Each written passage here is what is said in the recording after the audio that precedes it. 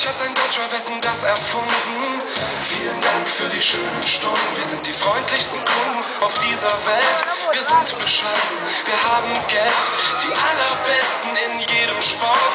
Die Steuern hier sind Weltrekord. Bereisen Sie Deutschland und bleiben Sie hier. Auf diese Art von Besuchern warten wir. Es kann jeder hier wohnen, dem es gefällt. Wir sind das freundlichste Volk auf dieser Welt. Deutsch, Deutsch, Deutsch. Nur eine Kleinigkeit ist hier verkehrt. Und zwar, dass Schumacher keinen Mercedes fährt. Mercedes fährt.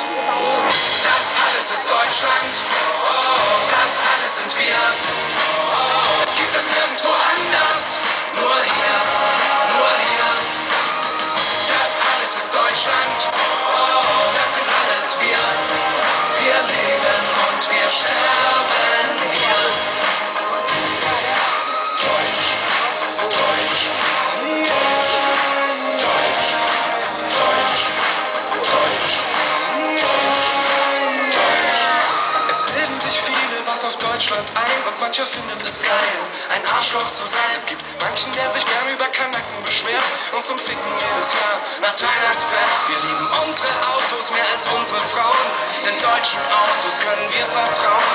Gott hat die Erde nur einmal geküsst, genau an dieser Stelle, wo jetzt Deutschland ist. Wir sind überall die Besten, natürlich auch im Bett und zu Hunden und Katzen besonders nett.